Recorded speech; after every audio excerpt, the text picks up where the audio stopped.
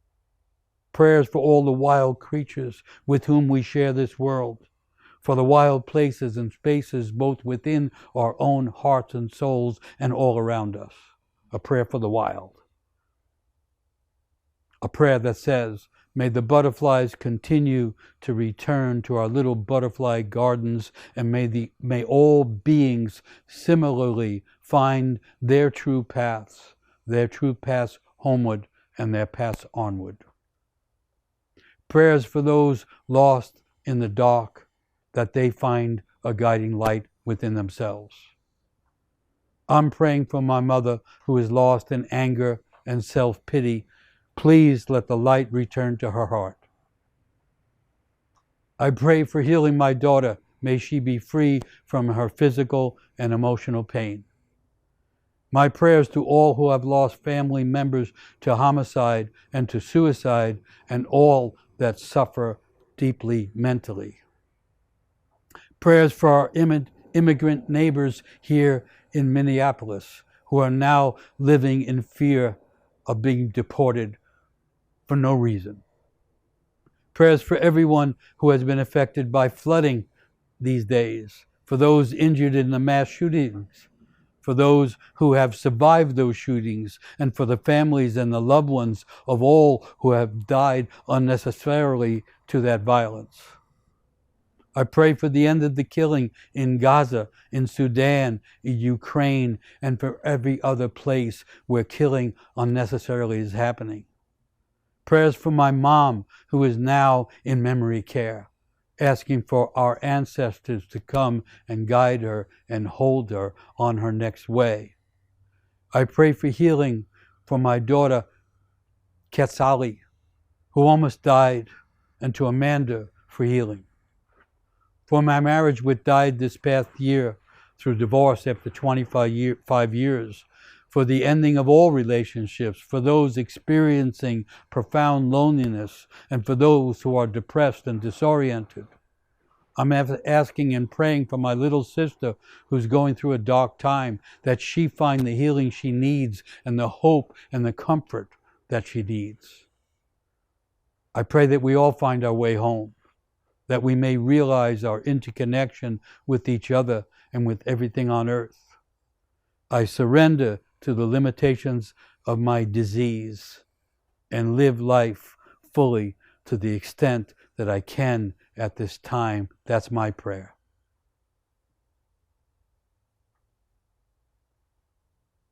I'm going to go back to the song. Keep imagining your prayer. We'll take some more of them, and even if I don't say it, write it down, memorize it. Once we have a prayer, we can carry it for an unlimited amount of time. Azima wo, azima wo, azima wo, azima wo, azima wo, azima wo, azima wo, azima wo, azima wo, azima wo, azima wo,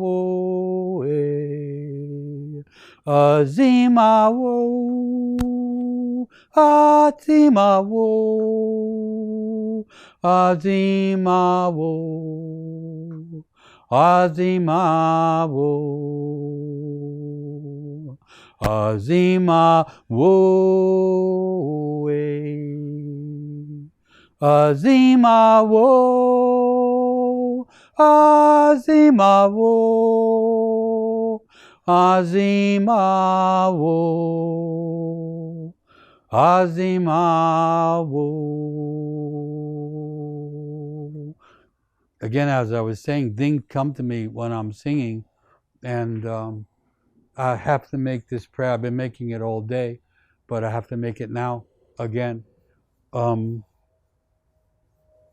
prayer for my granddaughter, Stella, who just gave birth to my great-granddaughter, Luna, having been given that name before we knew that she was going to be born on the night of the new moon. My prayer for the health of my granddaughter and for the growth and health and beauty and life of my great-granddaughter, Luna. First time I could say that.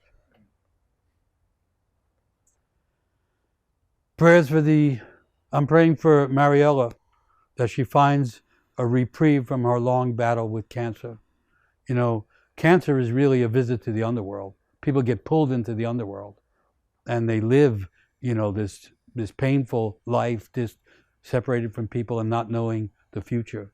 And they deserve our prayers. And when they come out of it, if they happen to come out of it, they need a ritual of return and a big welcome in which people sing to them and hold them. Otherwise, it is not finished inside them. I'm just saying. Prayers for the children and youth everywhere, that they might find hope, find community, and find inner resilience, that they may find their way to the deep feminine in them and learn how to embody that. Prayers to the indigenous peoples of Turtle Island, the Native American term for the earth. May your wisdom traditions thrive and your languages be passed on. Prayers for all those who tonight face unspeakable losses of the lives they love because of the cruel policies of the U.S. government. For those that are not from the United States, it's a reference to the taking away of all kinds of benefits for people in other countries, but also for people and the children of this country. I'm not talking politically, I'm talking humanly. Something has gone far wrong and it's damaging many, many people, and we have to, in a sense, pray that changes, or we also have to find ways to change it ourselves. For those at the highest levels of power across the world, that the scales may fall from their eyes, and that stone may break away from their hearts, and that they may see and feel that we are all interconnected in this ensouled world. And I'm remembering that poem of Hafez where he says, I came to the world to experience this, that the sword should fall from the hands of men when they realize there is only one body that can be wounded. We know there's something wrong with the way power is being used now, and people have this excess of power because of the separation, the greater separation of the haves and the have-nots. Unusual in the history of the world, and it's affecting everyone. And we need to bring people back together somehow, some way. Tonight we have a song to do it, we have our prayers to do it, we have candles to do it, and we have our good-natured hearts to do it. I pray for all those in ICE facilities, that they are safe and accounted for in some way, and that they may be free soon. You know, when people start calling others illegal aliens, something has become alienated in them. There are no aliens amongst humans, only those who alienate themselves from others. For my two grandsons who need to forgive themselves for thinking that they are responsible for their father's suicide. I pray for the healing of my recently diagnosed illness and for the strength to get through it. I pray for my friend Javier, fighting a brain tumor. I pray for all those taken from their home and sent out of this country and into imprisoned camps because they are simply strangers. I set prayers for the old growth trees being cut down this day here on Vancouver Island.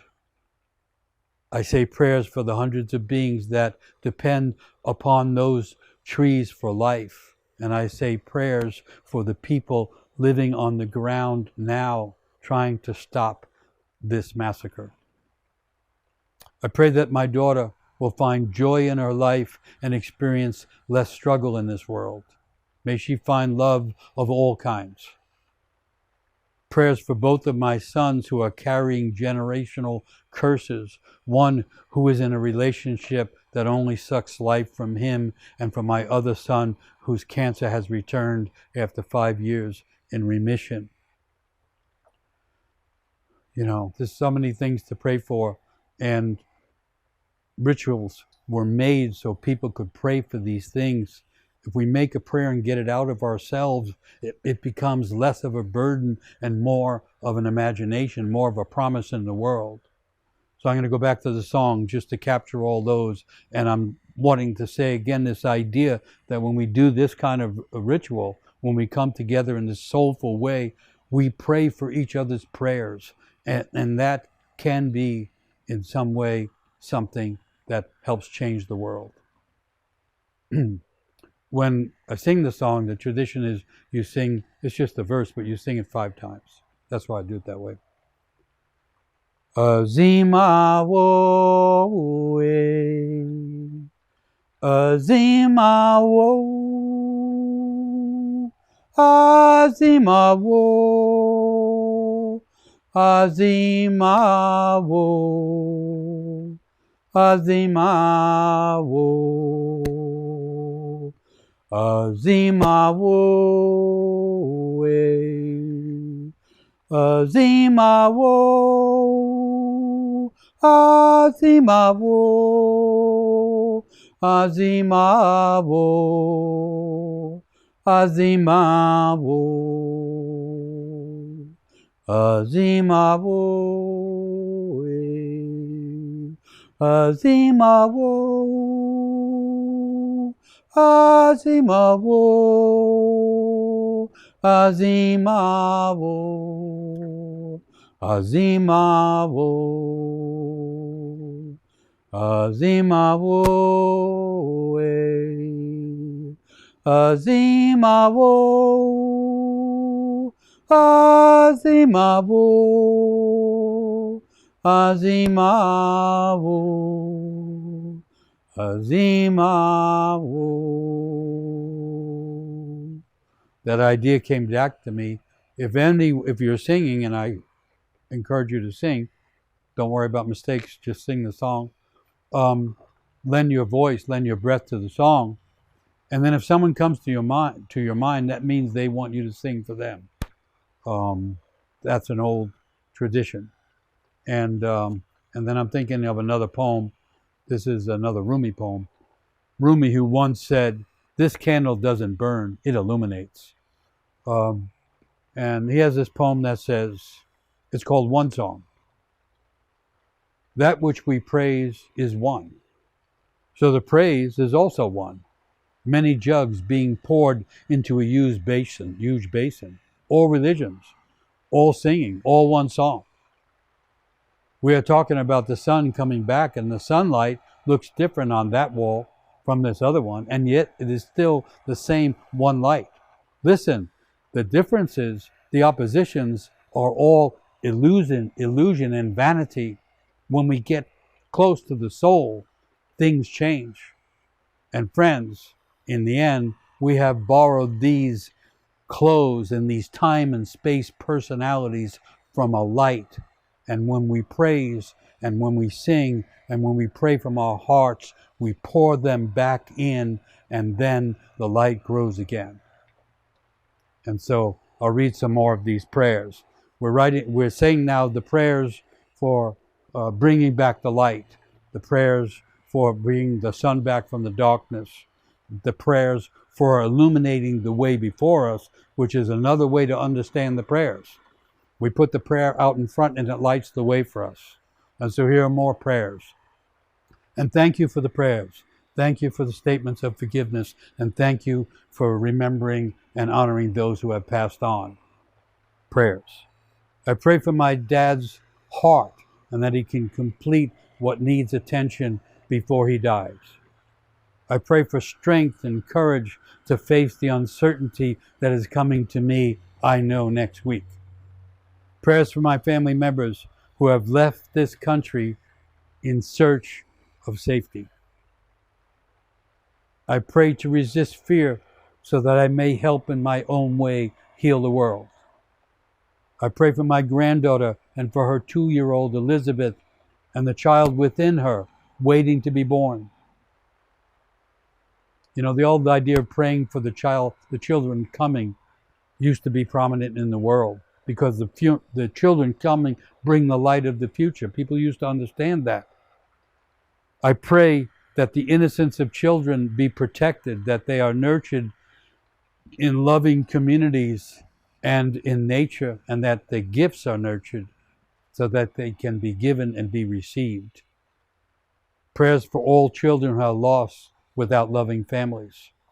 I pray that the deep anguish and suffering caused by mental illness be revealed and be healed.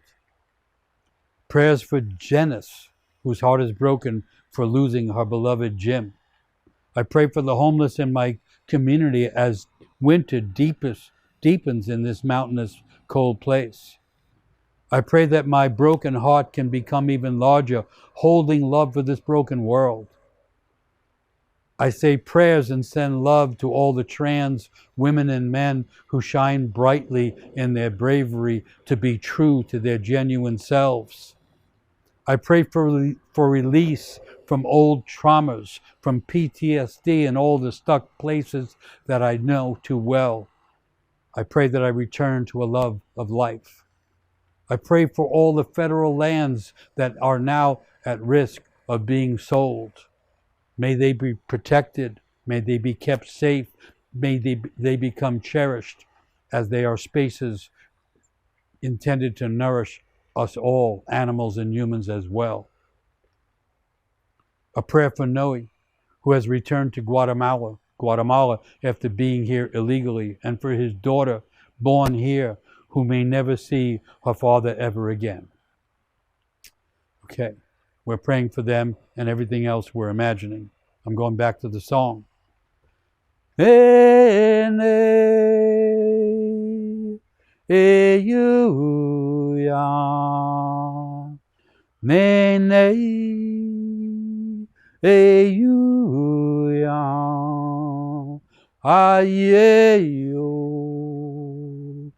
Ayele, ayeyo, aye shodu. I went back into Mother Earth, hold us, for this world is hard because of all that mention of children and suffering. I want to go back now to the Azima song, prayers for the future, prayers for healing, prayers for the return of vertical imagination, prayers for the creation that is needed for the coming year, but also for the world yet to come. Azima wo, Azima wo, Azima wo, Azima wo, Azima wo. Azima wo, Azima wo, Azima wo, Azima wo, Azima wo, Azima wo, Azima wo, Azima wo, Azima wo, Azima wo, Azima wo, Azima wo, Azima wo, Azima wo, Azima wo. Going back to prayers. I pray for Andrew and for Russell that they may find it in their hearts to open to the love of their parents. I pray for the scourge of anti-Semitism to end in my lifetime. I pray for all the people to feel fully safe to shine their own light. I pray for being less judgmental and having more of an open heart to accept things that are different from what I know or what I am. I pray for my brother that he awakens to more than he has been able to be thus far, and that he finds good help, and that his grief is healed, and that he becomes more, and that life becomes more bearable for him. I pray for being less, I already said that line. There's a repeat. I pray that I will be able to move forward in confidence after so much work in healing from PTSD. I pray for elimination for Arlo, for his parents and his siblings. May he be filled with life, with light and life, and feel the touch of love. I send prayers for my brothers who are lost in alcoholism. May they find peace and healing in their lives for the benefit of themselves and for their families. May I heal my relationship to all my relatives, both living and more than living, so that the next generations can thrive in a greater way. I pray for the end of ignorance on earth, so that the place may become genuinely peace on earth. I pray for all of us to learn to live in right relationship and reciprocity with the earth. I pray that we become awakened children of this earth.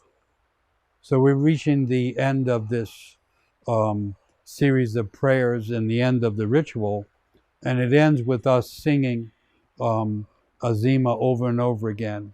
When I first learned that song, we sang it all night long. We were out in the forest, and there was a bunch of people, all of us desperately needing healing. And we began the ritual, and I didn't know that it was going to go all night long, but it did. And in the course of the time, we became changed people. As I said, people used to say, that ritual changed me. That ritual made me. I'm not saying this one does that. I'm saying we long for those kind of rituals, and we're at least approaching it now. And so now we're going to move on from the stated prayers, but keep the prayers awakening in your hearts. You can pronounce them during the song. You can write them down and return to them later. You can make a little shrine in your house or on your porch or out in the yard or out in the forest. You just use the basic things, bring some candles and say some prayers and sing some songs. It's the most natural thing to do, and it moves the weight, it softens the pain, it relieves some of the anguish, and it makes us more able and more willing to step back into the world and make the world a place of beauty again. Part of the business of rituals and shrines is making beauty. And as someone once said, each time we make beauty, there's left space for the enemies of life to stand. So now we're just going to sing the song and make as much beauty with our voices as we can. And again, I'm thinking of those men in prison singing to Mother Earth, singing for forgiveness. In a sense, we're all in this prison of our own making, and let's imagine ourselves moving out of it through the returning of the light and through the forgiveness that we've been seeking.